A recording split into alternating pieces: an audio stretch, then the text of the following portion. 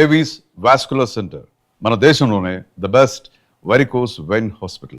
Inspector Shekhar sir, నువ్వన్నట్టు ఈ పరశురాం ఓ పట్టాన మనకి చెక్కే మనిషి కాడు. ఇతని కేసు హ్యాండిల్ చేయగలిగిన వాడు ఒక్కడే ఉన్నాడు. ఎవరు sir? Vizag police ASP mister Vijay.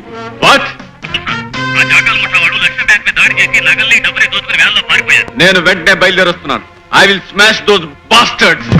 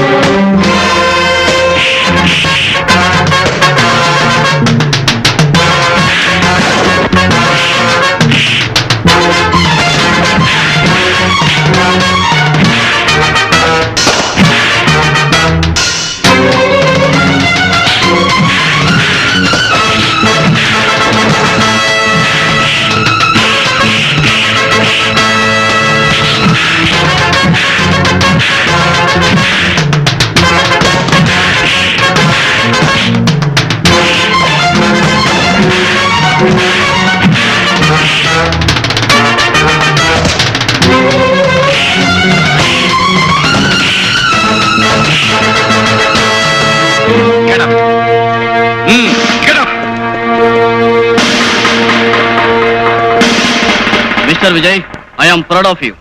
ప్రజల్లో పోలీస్ డిపార్ట్మెంట్ పరపతిని పరువుని పెంచే నీలాంటి పోలీస్ ఆఫీసర్ను చూసి గర్వపడుతున్నాను. నీ సాహసాన్ని గుర్తుగా మన డిపార్ట్మెంట్ తరపున నీకు బంగారు పథకాన్ని కానుగ్గా అందిస్తున్నాను. Thank you very much. ఈ బంగారు పథకం నా బాధ్యతని మరింత పెంచింది. బాధ్యత ఎంత పెరిగినా దాన్ని నువ్వు సక్రమంగా నిర్వర్తిస్తావనే నమ్మకం నాకుంది mister Vijay. Thank you sir. But one thing, ఇక నుంచి నీ విజయాలు వినటమే తప్ప చూసి ఆనందించే అవకాశం మాకు లేదు. అదేమిటి సార్? విజయ్, నిన్ను ట్రాన్స్ఫర్ మీద హైదరాబాద్ పంపమని సెంట్రల్ గవర్నమెంట్ నుంచి ప్రత్యేకమైన ఆర్డర్స్ వచ్చాయి. హైదరాబాద్ ట్రాన్స్ఫరా? అవును. ఎవరూ సాల్వ్ చేయలేని ఒక ముఖ్యమైన కేసు విషయంలో నిన్ను అక్కడికి పంపించమని అక్కడ మన డిపార్ట్మెంట్ నుంచి రిక్వెస్ట్ వచ్చింది. మిస్టర్ విజయ్, పేరుకు తగ్గట్టుగానే నువ్వు ఎక్కడికి వెళ్ళినా విజయం సాధిస్తావని ఆశిస్తూ సాధించాలని మనసారా కోరుకుంటున్నాను. Wish you best of luck. Thank you sir. Lakshmi, అక్కడే ఒక క్షణం ఆగండి శ్రీవారు. శ్రీమతి గారి ఆజ్ఞ పాటించక తప్పదుగా. ఇంతకీ ఏమిటో కథ? అబ్బా, సరిగ్గా నిలబడండి. అది సరే గాని ఏమిటి కథ? ఏముంది, ఊరు వాడ మెచ్చుకున్నంత సాహసాలు చేసి ఎవరికి రాని మెడల్ సంపాదించారుగా. ఎవరి దిష్టి అయినా పడొచ్చు. Correct correct. ఎవరి దృష్టి అయినా నా మీద పడి నాకు దిష్టి తగలచ్చు. కానీ ఇలా హారతి పళ్ళం చుట్టూ తిప్పి దిష్టి తీయడం కంటే ఒక పవర్ఫుల్ పద్ధతిని ఈ మధ్యనే ఒక సన్యాసి కొత్తగా కనిపెట్టాడు. పవర్ఫుల్ పద్ధత? అవును. ఆ పద్ధతి అనుసరించి పొద్దున్న, మధ్యాహ్నం, సాయంత్రం, రాత్రి, అర్ధరాత్రి, వేకువజామున ఎప్పుడైనా సరే తీయచ్చు.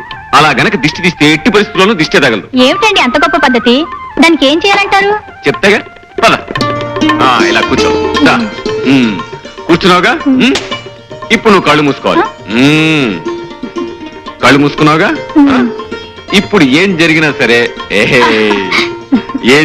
సరే కళ్ళు తెరవకూడదు. ఏమిటండి, ఈ తలుపులు తెరిచా ఉన్నాయి. ఎవరు చూస్తే సంబరపడతారు. ఇంటికి వెళ్ళి రిహార్సల్ చేసుకుంటారు. వాళ్ళు వీళ్ళని బట్టి టేకులు కూడా చేసుకుంటారు. సరేగాని నేను వెళ్ళి బయట తలిపేసి వస్తాను. ఏమిటండి హడావుడి? నీకు అద్భుతమైన విషయం చెప్పాలని వచ్చాను. అసలు విషయం మర్చిపోయాను. మీకు ప్రమోషన్ మీద ట్రాన్స్ఫర్ అయింది. ఈ విషయం నేను చెప్పకుండా నీకెలా తెలిసిందబ్బా? గోల్డ్ మెడల్ బహుమతి పొందిన పోలీస్ ఆఫీసర్ పెళ్ళాన్ని మాత్రం పరిశోధన చేయలేనా? నా కోసం నువ్వు ఆఫీసుకి ఫోన్ చేసి ఉంటావు. అక్కడ ఏ ఇన్స్పెక్టర్ నీకు ఈ వార్త చెప్పుంటాడు. గొప్ప కనిపెట్టారండి. ముందు ఈ విషయం మీ చెల్లితో చెప్పండి.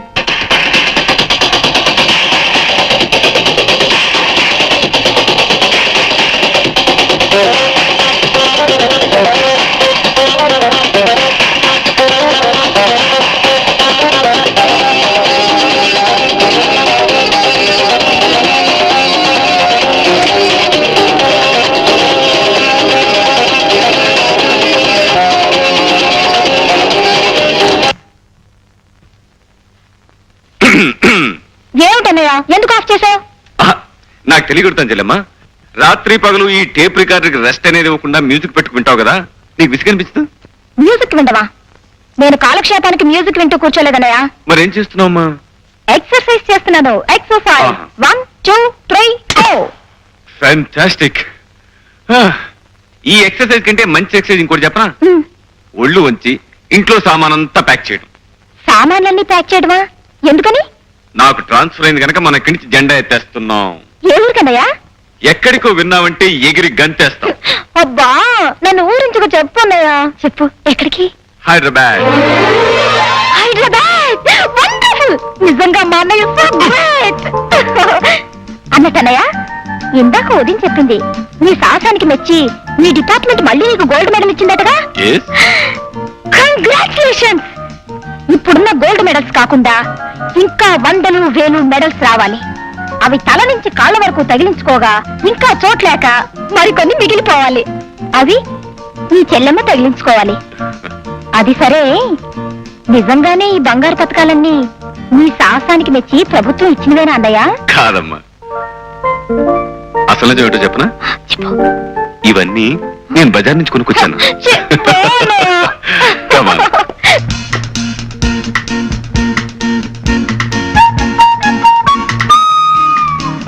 పంకజం, తీయటి నిద్రలో కనిపించే అందమైన స్వప్నం లాంటి అందగత్తె నాకు నచ్చింది.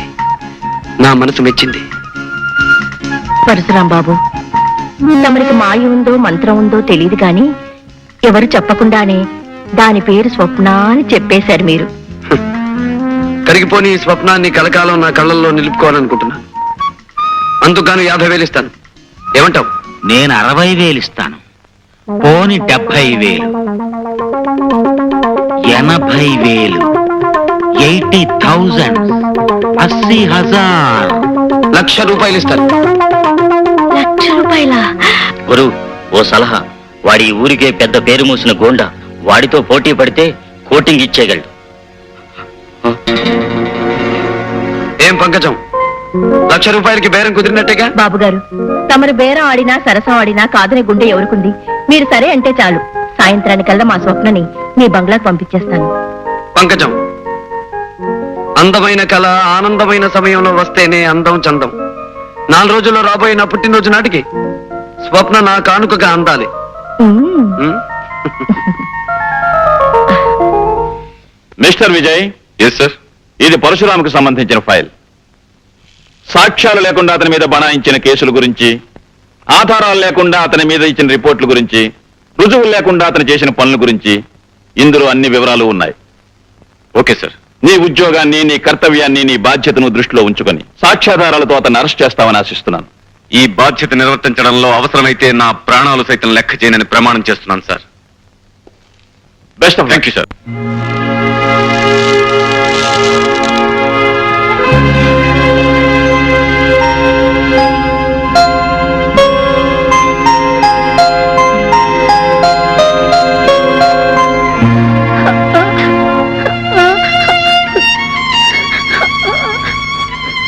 విజయ్, విజయ్,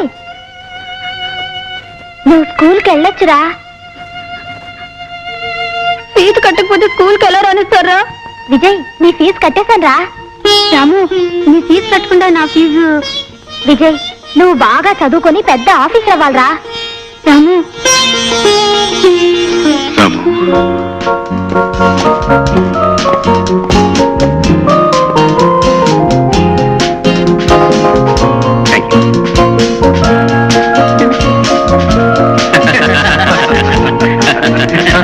అదండి విషయం.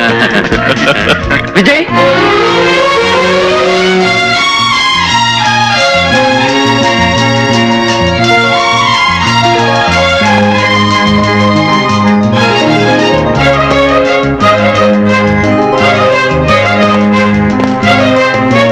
రాము, విజయ్, రాము, విజయ్, ఒరే రాము, విజయ్.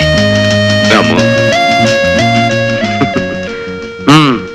చేతగాని హైదరాబాద్ పోలీస్ శాఖ నీ చేత నా చేతులకు సంఖ్యలు వేయించాలని వైజాగ్ నుంచి నిన్ను పిలిపించిందన్నమాట. ఆ విషయం నీకెలా తెలుసు? చట్టం నేరం కలిసి ఆడే ఈ చదరంగంలో మేం వేయబోయే ఎత్తు పోలీసులకి, పోలీసులు వేయబోయే ఎత్తు మాకు ముందుగానే తెలియడం మామూలే విజయ్. రాము, నా జీవితంలో ఎవరి వలన దేని వలన ఎదురుకాని కఠిన పరీక్ష ఇప్పుడు నీ వల్ల నాకు ఎదురవుతోంది. విజయ్, అవును, ఈ విజయ్ జీవితంలో స్నేహం చేసింది పేదరికంతో, చదువు సంఖ్యలతో, వృత్తి ధర్మంతో, ప్రాణానికి ప్రాణమైన ఈ పరశురాంతో. వీటిలో ఏ స్నేహం పెట్టని పరీక్ష ఇప్పుడు నీ స్నేహం నాకు పెడుతోంది పరశురాం. వ్యక్తిగతంగా నిన్ను కలుసుకున్నందుకు పొంగిపోయే నా మనసు వృత్తిపరంగా నిన్ను కలవాల్సిన రోజు తలుచుకుని కృంగిపోతోంది. మై డియర్ విజయ్, ఊహించని మలుపులు తిరగడమే జీవితానికి ఉన్న ప్రత్యేకత. అందుకే అనుకుని విధంగా నువ్వు న్యాయం తరఫున మనిషి అయ్యావు, నేను నేరం తరఫున మనిషినయ్యాను.